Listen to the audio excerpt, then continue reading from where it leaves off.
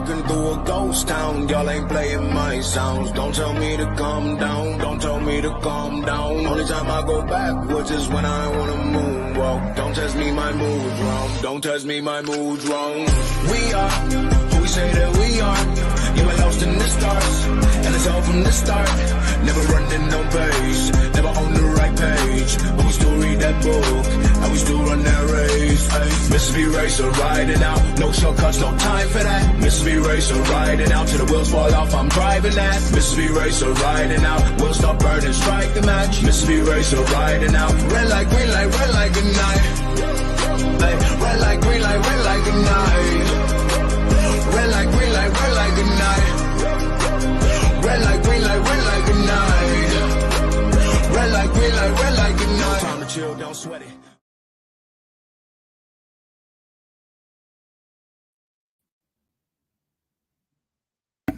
Good morning and welcome. It is Coffee and Sports. It is the morning show powered by Wire to Wire Network. Thank you so much for making us part of your morning routine. Whether you're watching live on Facebook or YouTube or Twitter, or maybe you're watching over on Roku TV, thanks to the fine folks over at Northeast Sports Productions. I am Chris, and of course, that is Mo.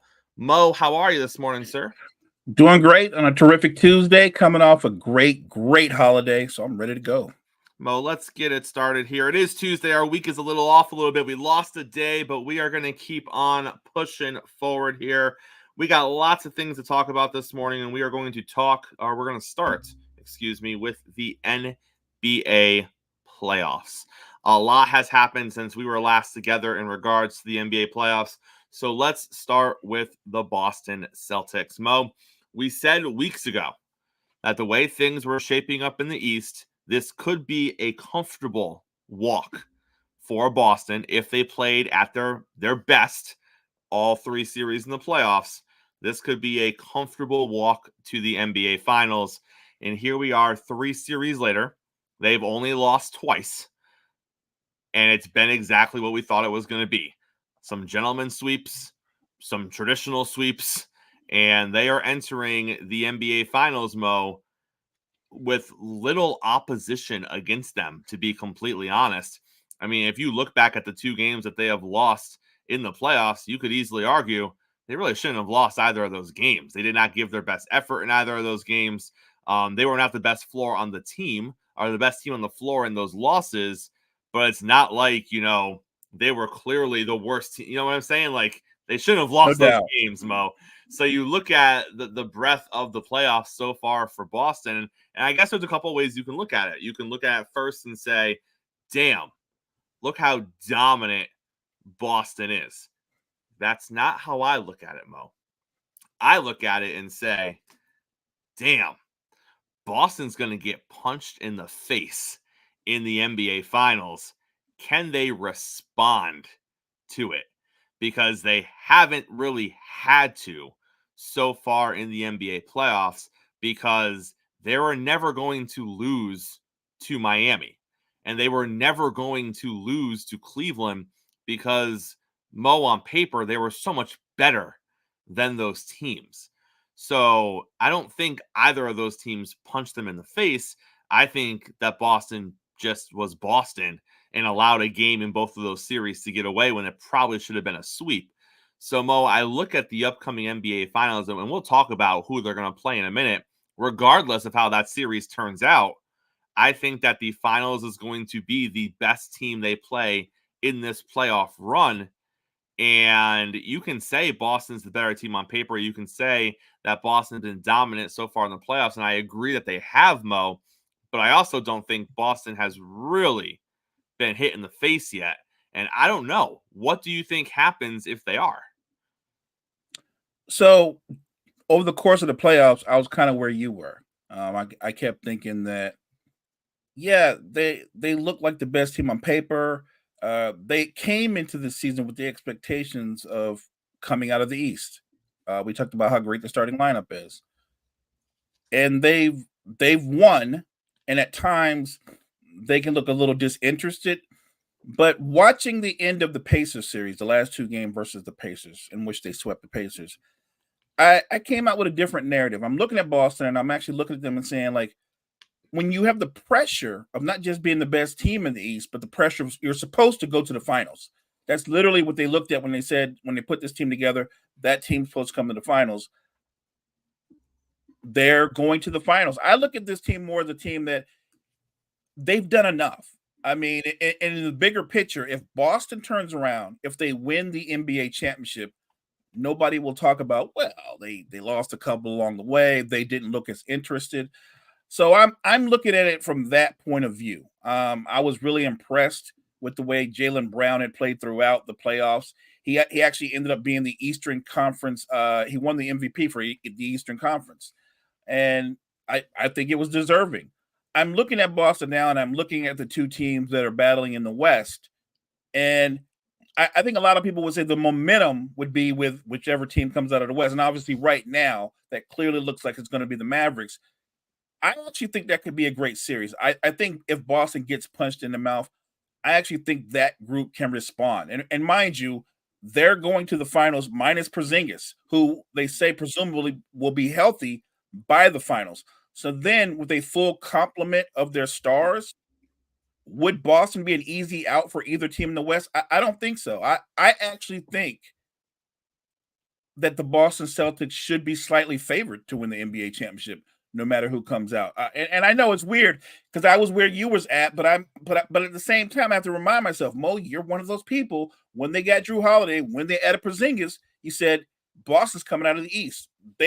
We can talk about in the manner how they've gotten there, but they've done exactly what they should have done. They've come out the East, and maybe they haven't looked as impressive clearly as Dallas has with some of their big wins. Minnesota upsetting Denver. But if the Mavericks do come out of the West with Luka, Kyrie, and the complement of players that they have around them versus the Celtics, the only edge I would give Dallas is they have two terrific closers, but I would argue that Tatum and Brown can be closers in their own right, or great closers. So I think it's a great matchup. I would give the Mavs the edge in depth, but I don't think it's a walk. I think that could literally be a great 6 or 7 game series. I hate to do this to Boston fans, but I have to draw comparisons to the last time that we saw the Celtics in the finals. Because look at that Boston team that came out of the East that year against the Golden State Warriors. They were looked at as one of the best teams in the NBA, the best team at that point left in the NBA. And you had a Warriors team that, they played well in the playoffs. They caught fire at the right time. Coming into the playoffs, sure, they had a puncher's chance of making some noise if everything kind of went the right way and someone that we didn't see stepped up, and that all happened, right? That all happened. And you look at Dallas, and you look at Dallas entering these playoffs, and there were some that, if Kyrie and Luka start to cook a little bit, they could go on a little run here. They could go on a little run.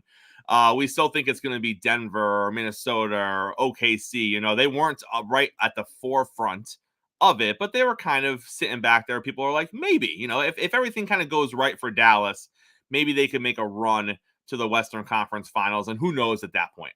And here we are. They're in the Western Conference Finals, and they're on the precipice of going to the NBA Finals.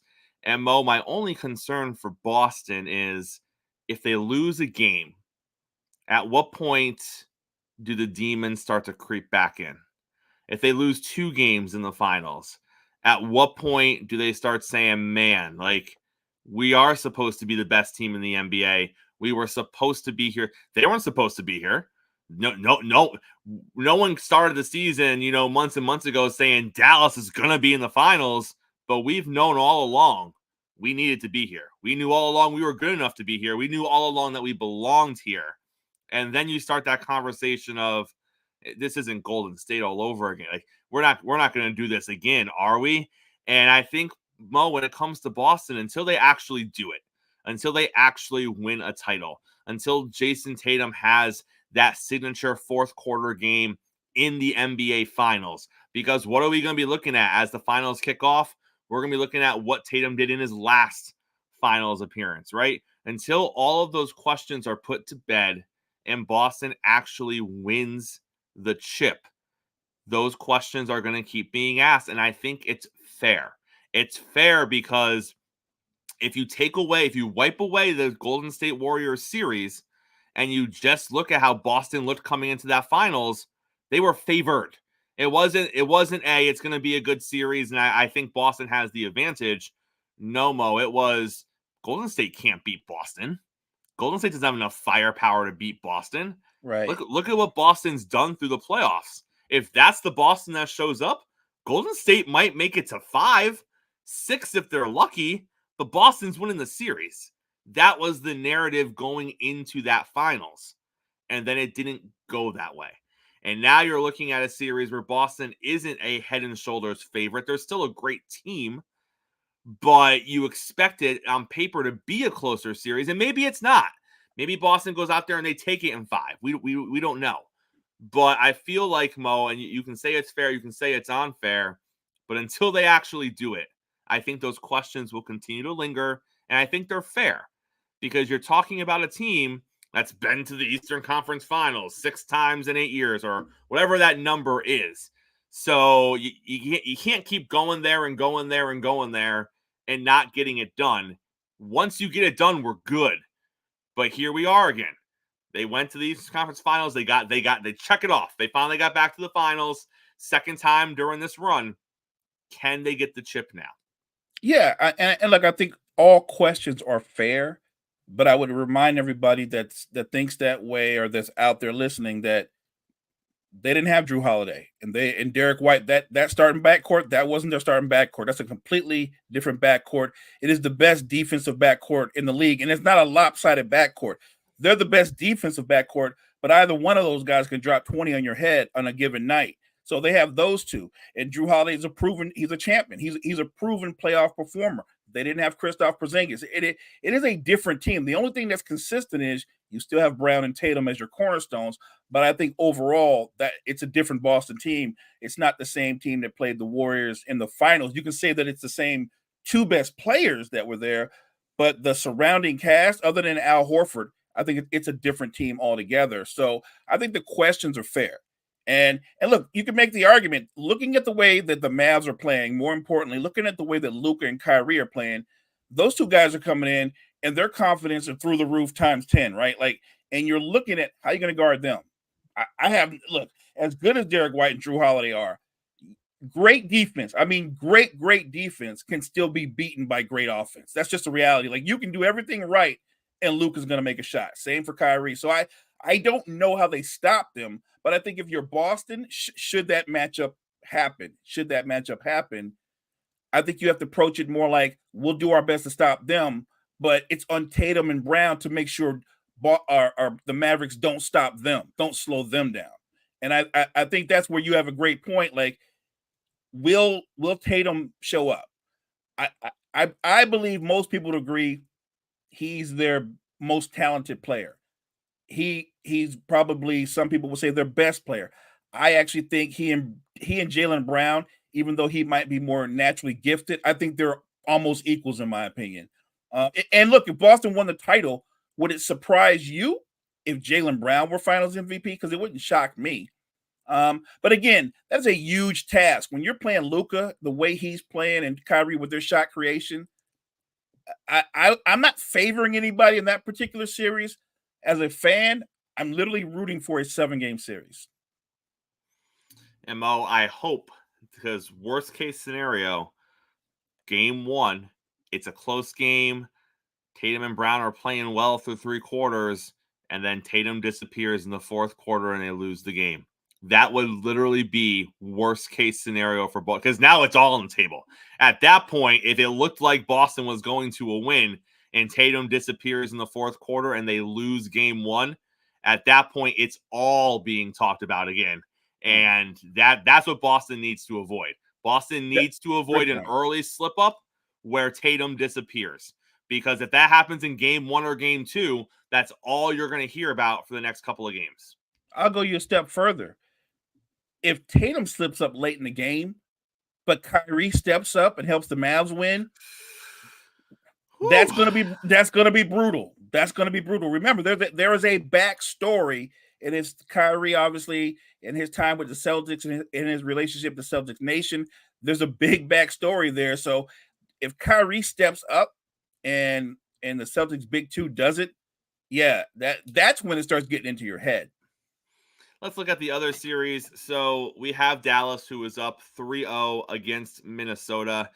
And Mo, again, we talked about this last series, and I asked you the question, and I said, will there come a point where Ant's chippiness and it becomes tired? And they're down 3-0, and Ant's popping off with his quotes. They can't beat us. I still don't think they can beat us. We got this. We're coming back from this. They're not beating us. My guy, you're down 3 games. Like don't throw in the towel. I get it. Like, you're not going to come out there and be like, oh, we're going to lose.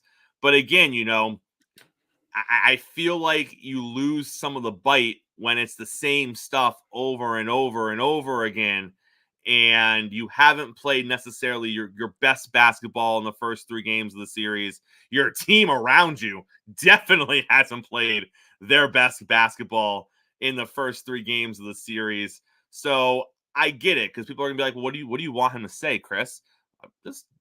You don't gotta make a big comment. You don't gotta grab the headlines. One game at a time. Like, at that point, what else can you say, Mo? You are 1 game away from losing. You haven't played well personally, even though you've played a lot better than the people around you on your team. And you need somebody to step up, at least in game 4, to help you get on the board. So obviously you're going to say, 1 game at a time. I think we're still in this. But for me, I looked at Ant's comments after game 3, and I just kind of rolled my eyes. I was like, all right, I guess it hits different when you've been competitive in the series. And, you look back at that Denver series, look what they did those first 2 games. So you see what they did the first 2 games, and then they lose the 3 in a row, but Ant still got that confidence. And you look at it like, well, if they just do what they did the first 2 games, I see where he's coming from. They've literally just steamrolled them 2 games of the 5 games in the series. I get it. But when you look at this series, you're like, bro, you've lost all 3. I understand some of those games were close. I understand some of those games required last-minute shots for you to lose. But at the same time, you got a tall task ahead of you. I guess for me, Mo, I would have enjoyed a little more, we're going to win game 4 and we're going to go from there. Like, if you want to have the confidence, have that confidence. We're not getting swept.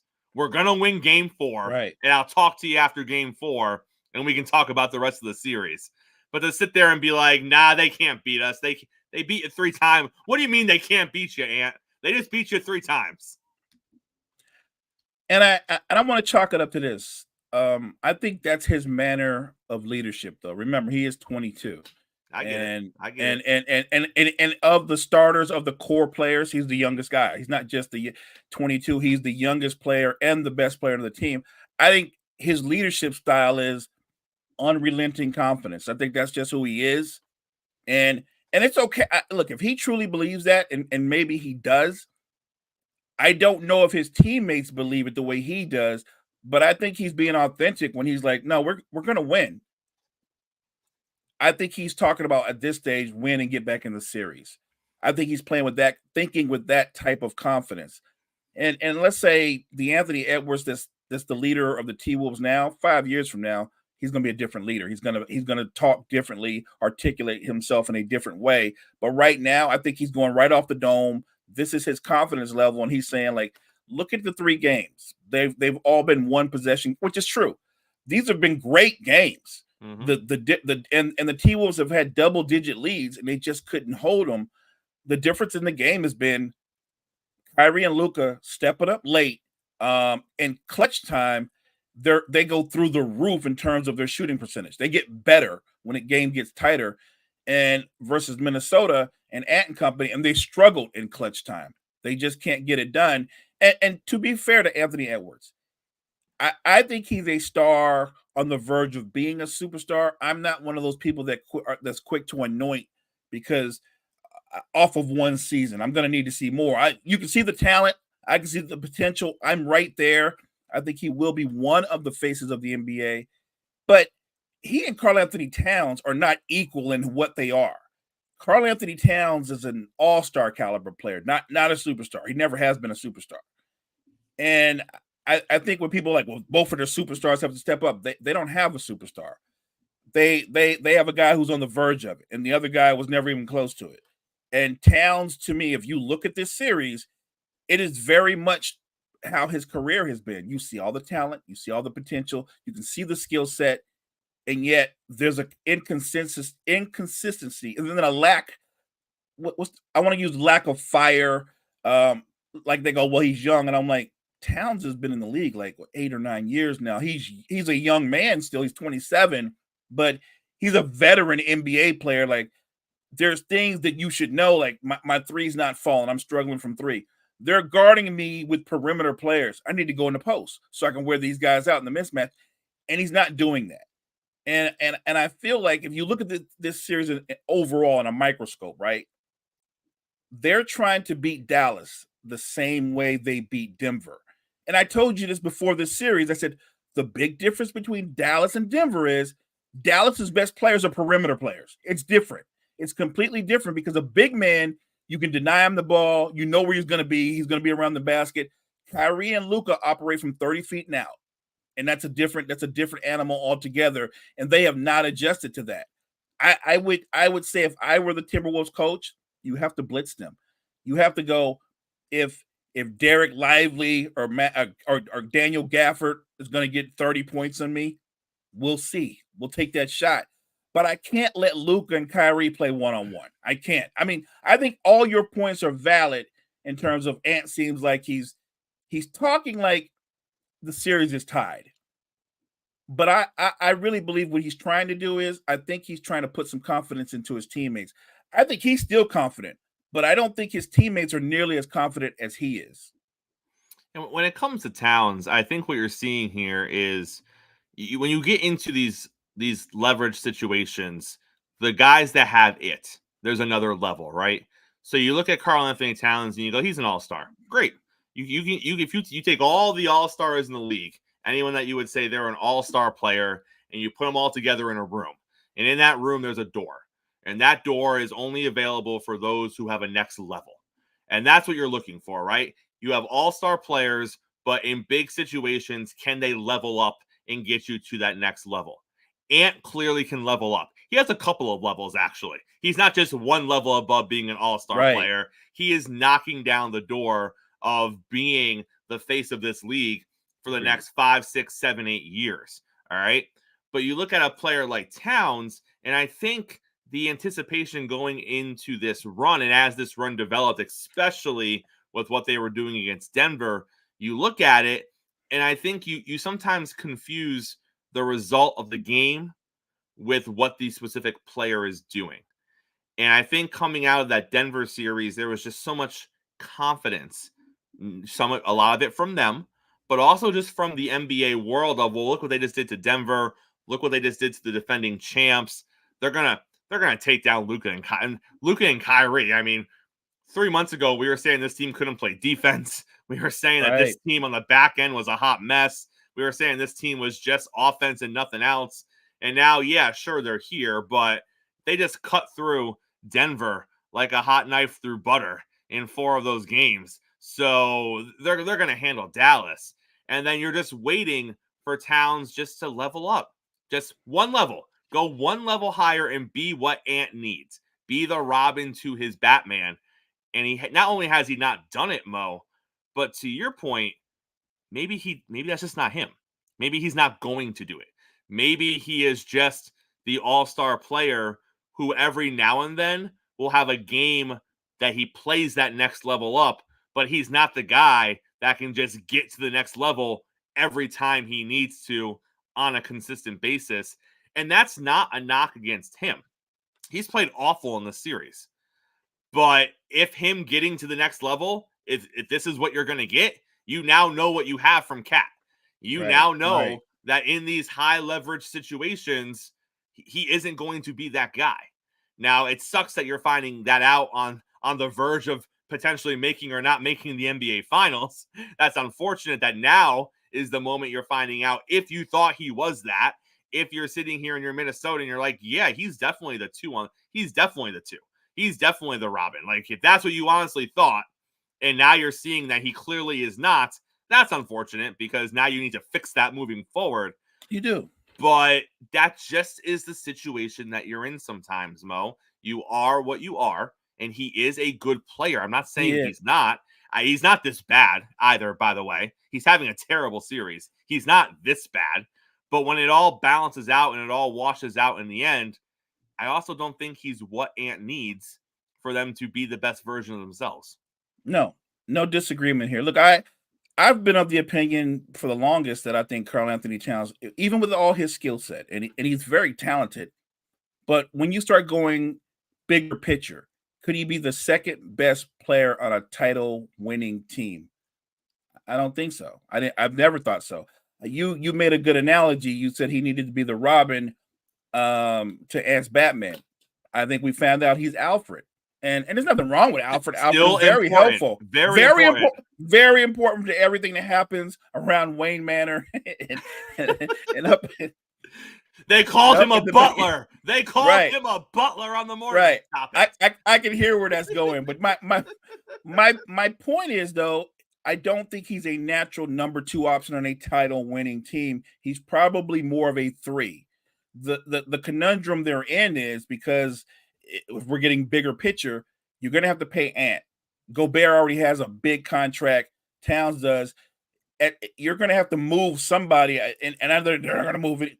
You don't have to.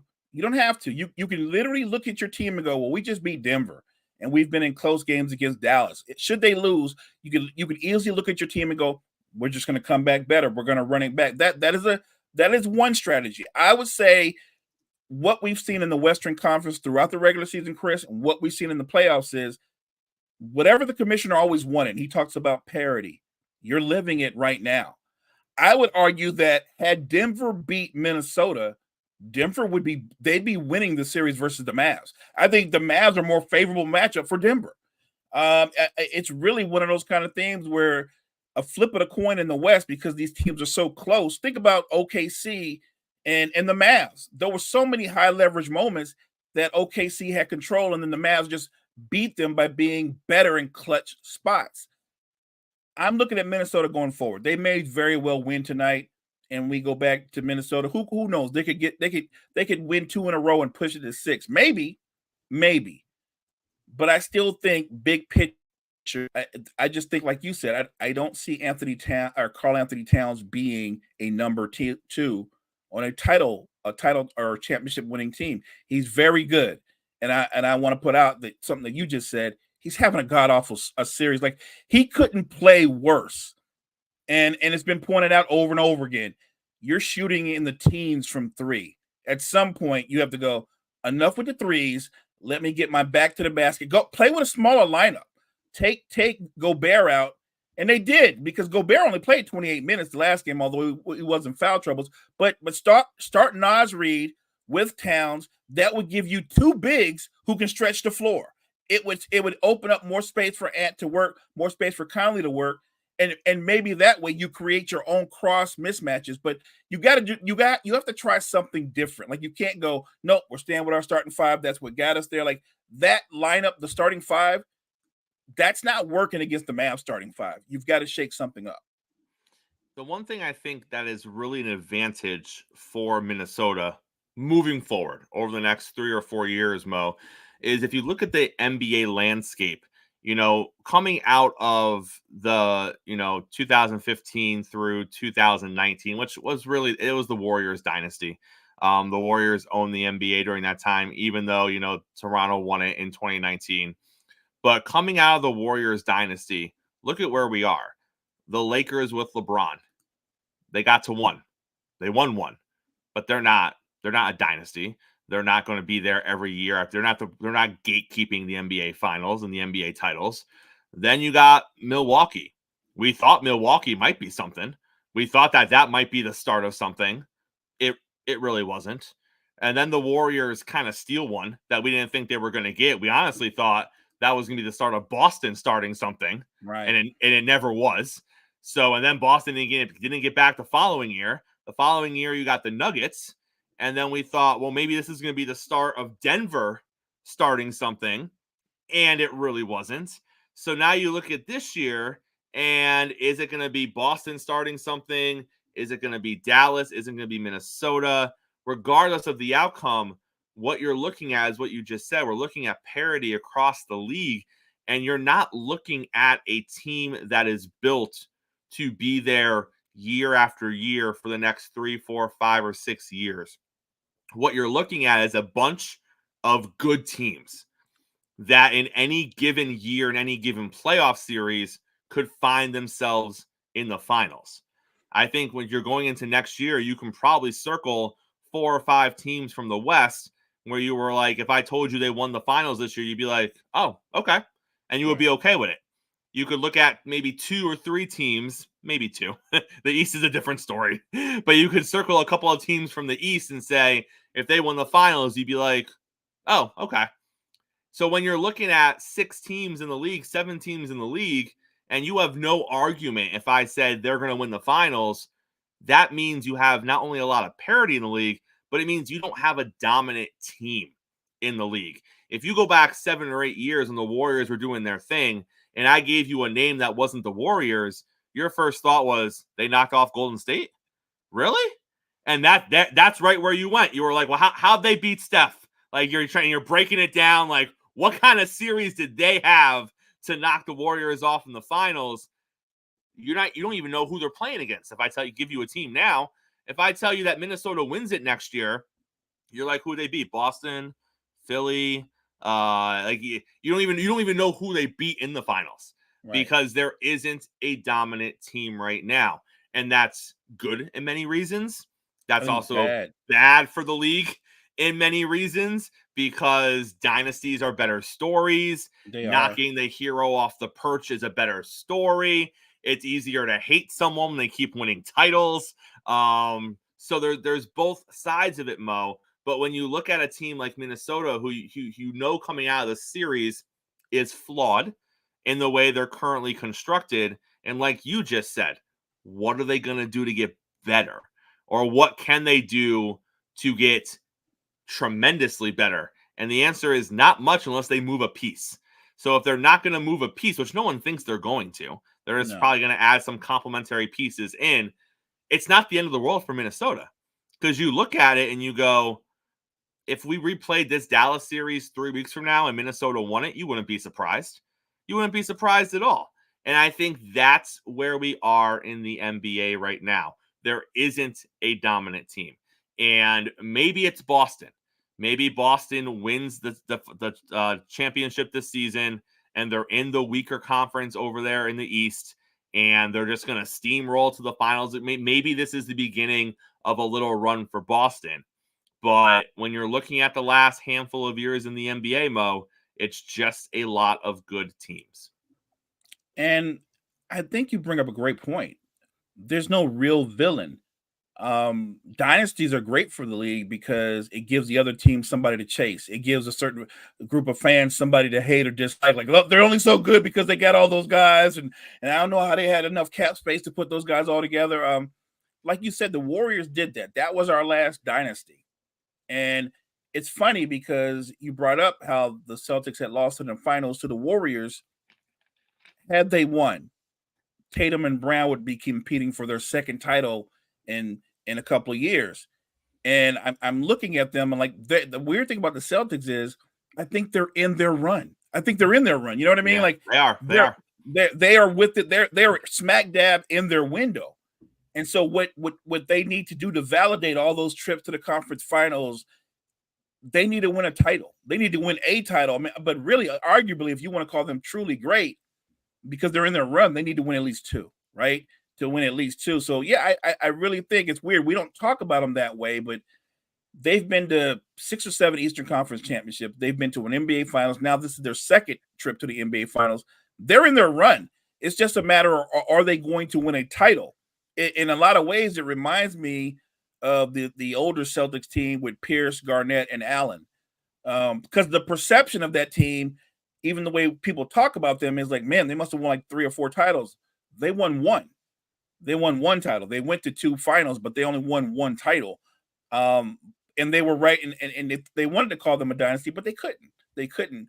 And I think that Brown and Tatum, They're facing the same thing right now, that like this is our run. And the worst thing, Chris, is that during your run, you come up empty-handed. Like if they go, yeah, they went to 3 finals, but they didn't win anything. So and that's all they'll people remember is, yeah, Tatum was great, but he couldn't close.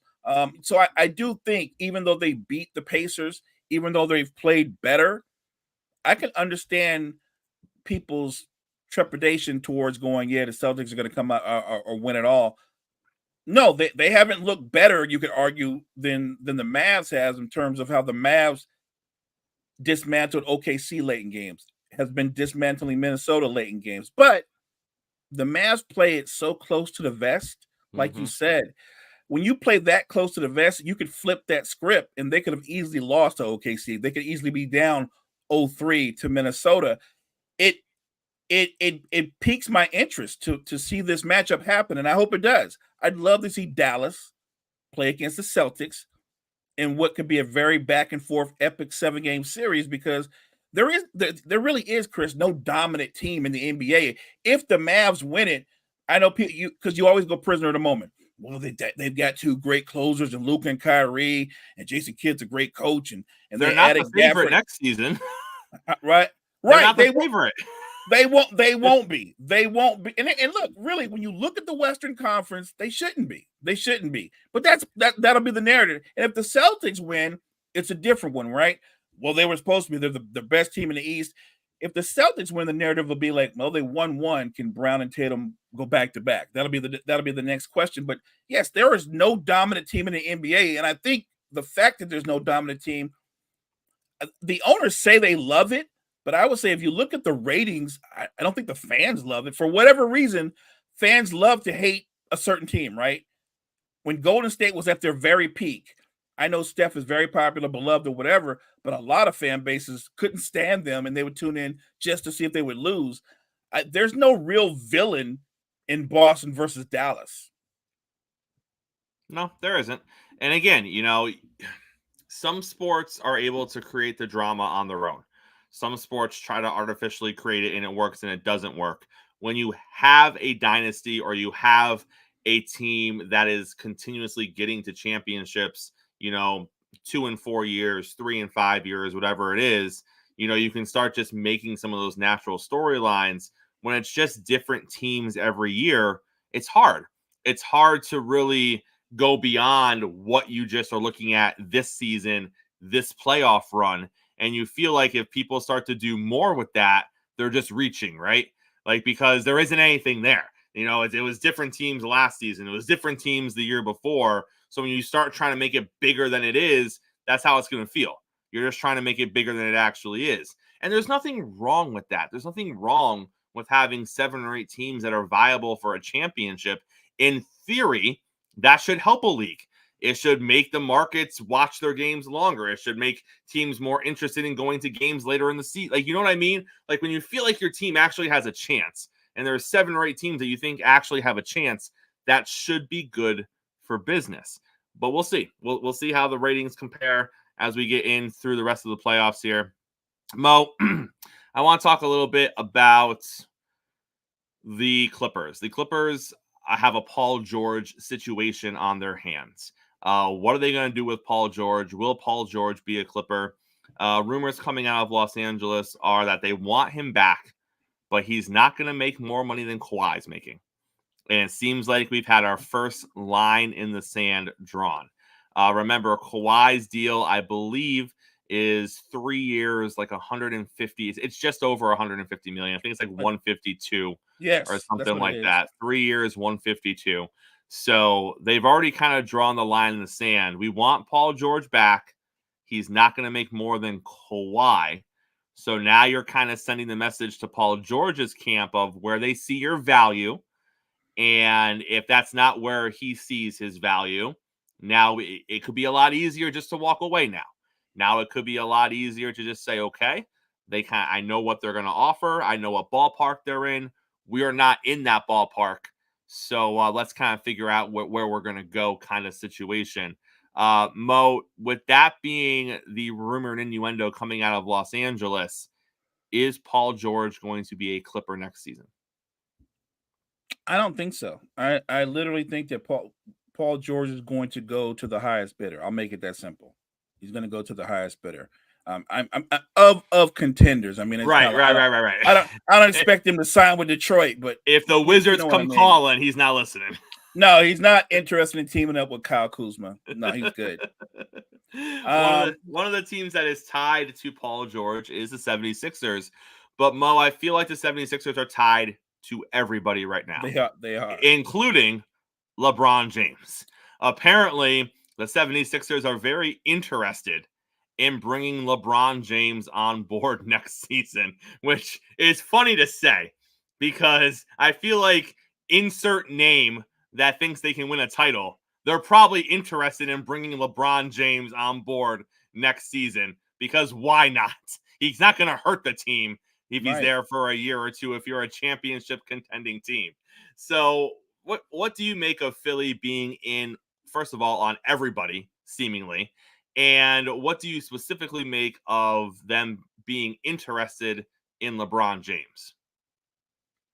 So if you look at the Sixers with Embiid and Maxey, you have two stars that you can build around. I would argue that with those guys fully healthy and the right complement of role players around them, the Sixers are a contender to come out of the East. But I've heard people say the Sixers are, like you said, they're looking at Paul George. They're looking at maybe a potential move for Brandon Ingram. They're looking at Donovan Mitchell. Yeah, they're really, to me, one piece away from being right at the top of the East with the Celtics, or even better. So I get that point of view.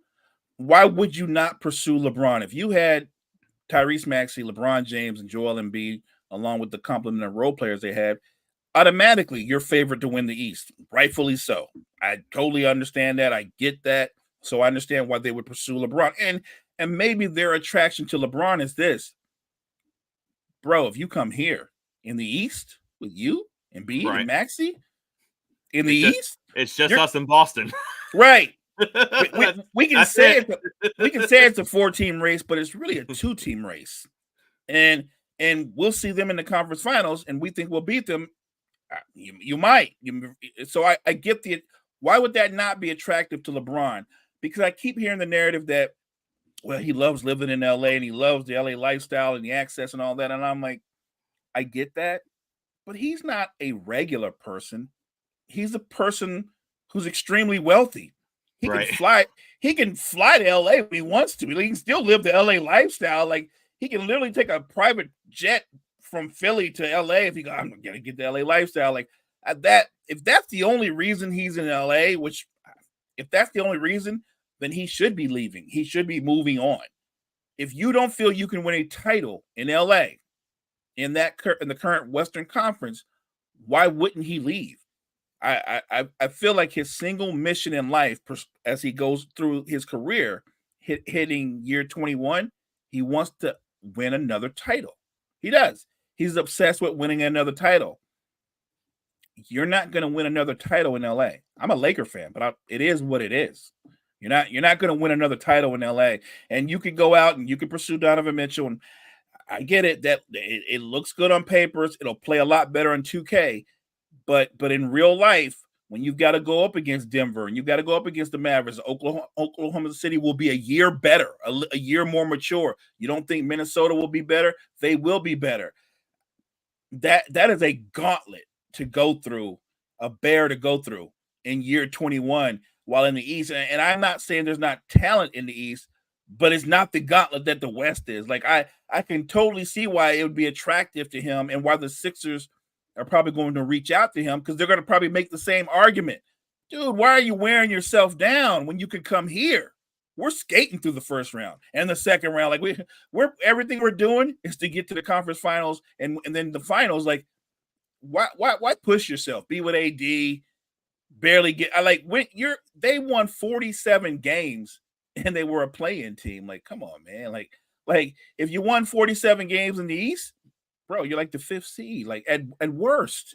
But with the three of us together, now we're talking 58 wins or the low 60s. Like, why would he not find that attractive? Honestly, why would he not find that attractive? Now, granted, it could be, well, the side story of his son being drafted and wanting to play with him. The Sixers got picks. They can solve that. Right? They can solve that. You don't think they can? They can solve that. We'll get Bronny. We'll bring him in. We won't wait.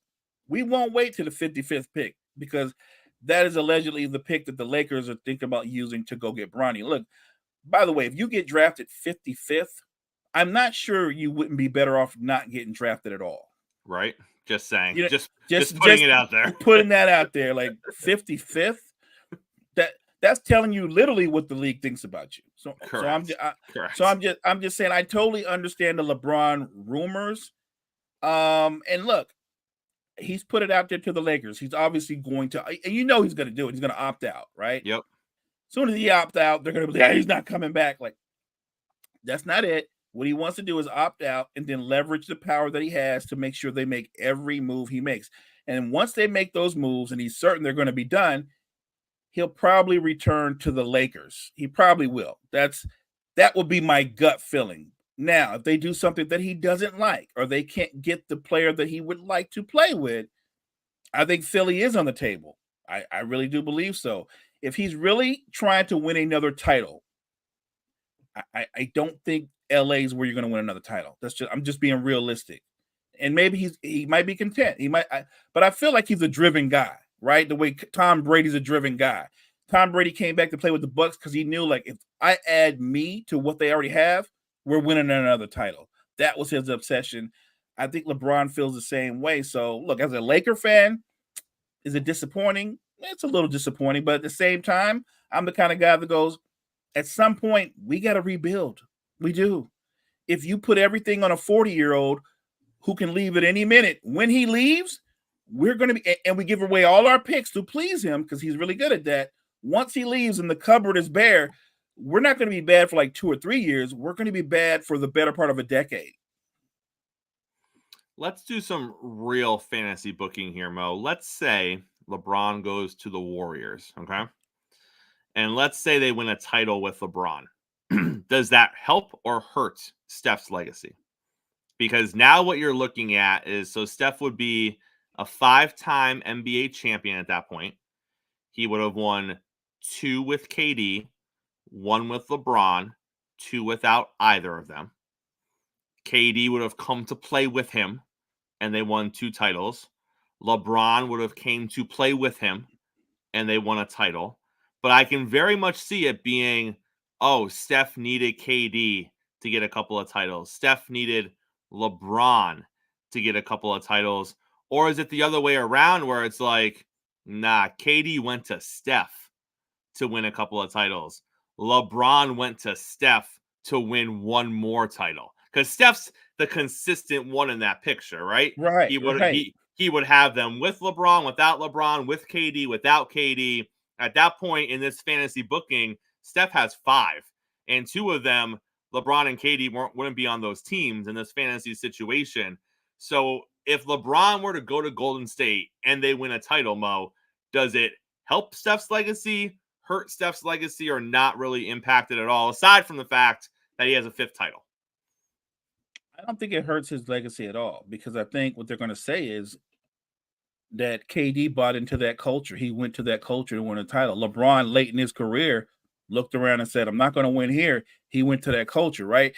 And LeBron's very calculating. You don't think he knows that Steph is still playing at an all-star or superstar level. He knows that. So he's like, even if it's just for 1 season, me and Steph, with let's say you bring back Clay at a lower salary and you keep Draymond or whatever. If you could keep the core together and you had LeBron, I don't care if they're older. They're one of the top 3 teams in the West, in my opinion. That's what I would believe. Especially the way they play. Like, you think Steph wouldn't like playing with LeBron? I think he's kind of what they do, right? They move the ball. He sets picks. Everybody's got an extremely high IQ. His skill set would blend right into everything they do. Bigger picture, like you said, though. I'm looking at LeBron. He wins his 5th title, and he's sitting there, and they're going to do he's just 1 behind Jordan, and look at all the other accolades. He's got to be that guy. you went to Steph, man. I mean, I just saying, you in that moment while you both were looking for that 5th title, you needed him more than he needed you. Like if Steph Curry doesn't win another title and he's stuck on 4, we know what Steph is. We already appreciate Steph. Steph has put himself into the top 10 with his career alone. And yes, the Warriors pursued KD, but I'm looking at life with KD, and then I'm looking at the fact that after KD, they still won a title. KD after life with the Nets, he's been on Brooklyn, he's been on Phoenix, and spoiler alert, he's not winning a title. He's not going to win another title unless he goes back to Golden State or something. He's not winning a title in Phoenix. All right. And I hate to blow it for all you Suns fans. You guys will be fun to watch. You're not winning a title. That's just reality. Let it sink in. It's reality. So I'm looking at it. There's no way it brings Steph down. And if anything, it might elevate Steph. It might elevate him. I don't think it hurts LeBron because, again, what they're going to say is, well, you know, he won that 5th title. Everywhere he's gone, he's won titles. Yes, that is an honest statement. That's still Steph's team. That's Steph's culture. You know what I mean? Like it, and I know normally where LeBron does is he pounds the air out the ball. If you go to Golden State, you're not going to be able to just sit there and go, I'm going to just dribble the air out the ball. That's not how they play. That's not. He's going to actually have to move a lot more and play without the ball. So that'll be interesting to watch.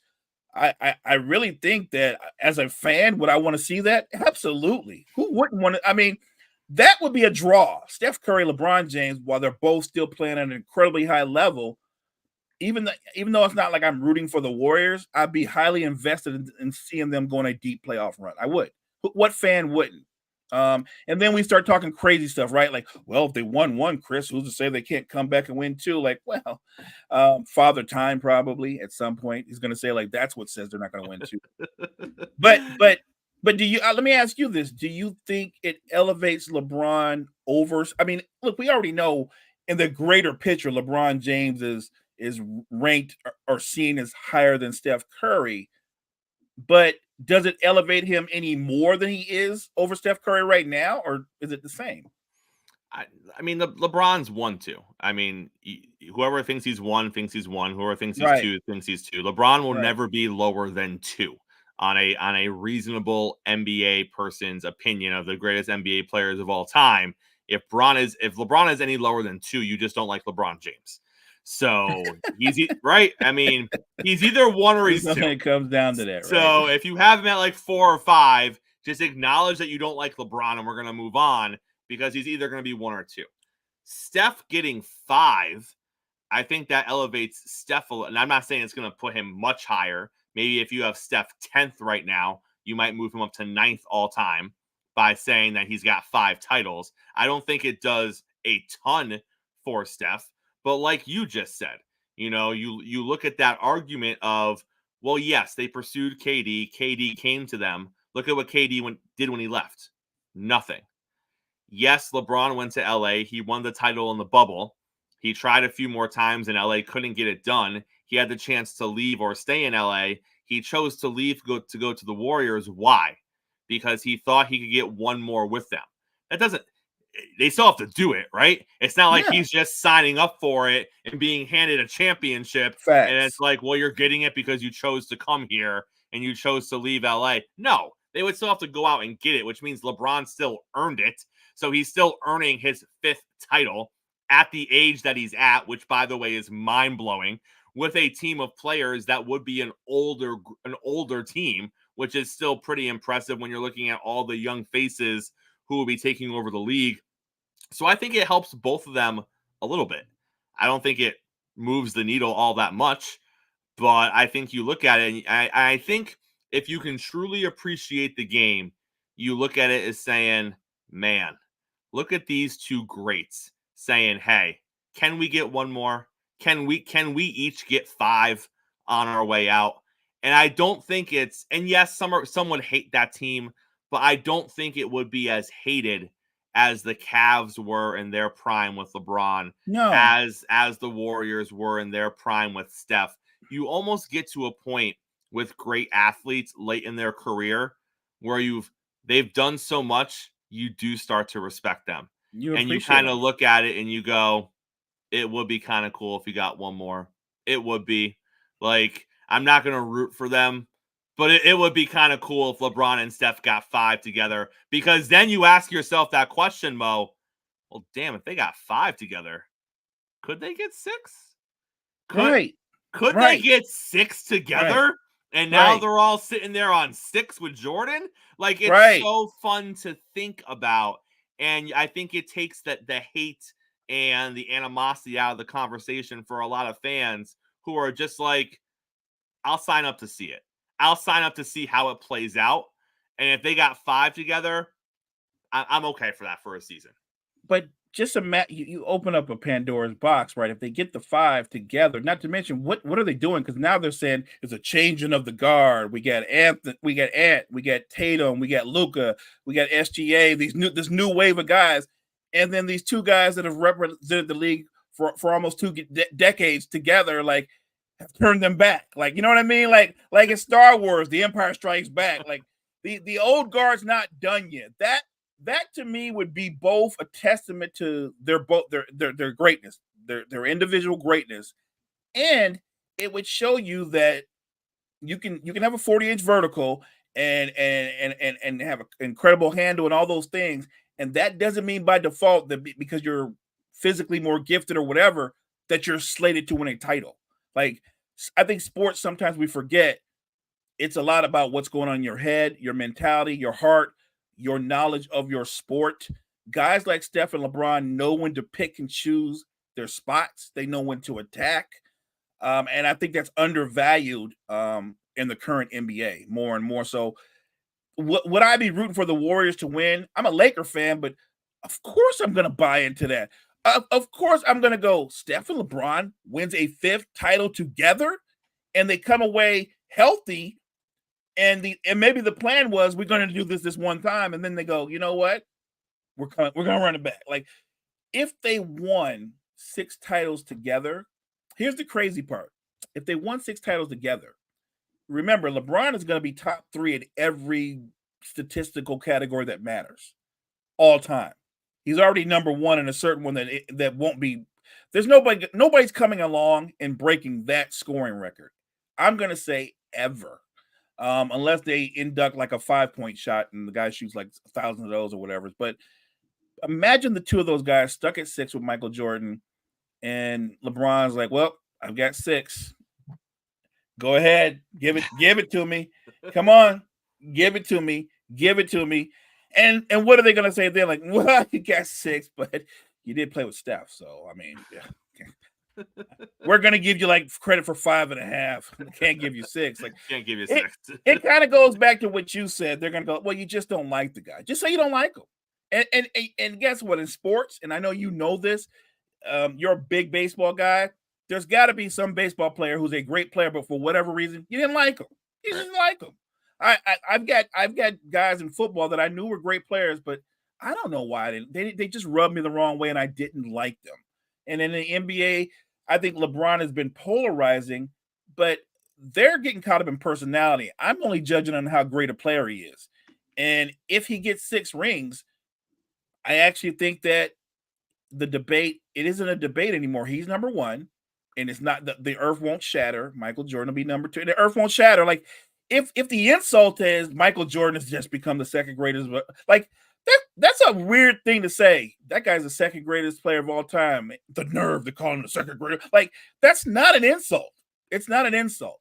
And while most people would take it that way, I'm going to give the guy his flowers if that happens. I'm going to go, this guy stuck around for 21 years, played at a high level, and earned it. 100%. And at that point, you're looking at what? Year 22? Right. Winning his 6th title. I mean, so... yeah. Come on, man. Come on. Good show on a Tuesday, sir. Take us to the close. Thank you guys for tuning in with us on a terrific Tuesday. We appreciate your support, your likes, your subs. Make sure you check out all the great content that we have at the Wire to Wire Network. Wire to Wire Network, we appreciate you. We'll be back same time, same place tomorrow, breaking down everything that happens tonight with Dallas and Minnesota. Will we see a sweep, and will the NBA Finals be set up, or will Minnesota hang on, get the Game 4 win, and can we be talking about the start of a comeback We'll see what happens and how that plays out tonight. We're also going to talk NFL coaches on the hot seat tomorrow. Will is going to be in the house to either start predicting the NBA Finals or close out the Western Conference Finals. All of that and more. Coffee and sports. It's the morning show, powered by Wire.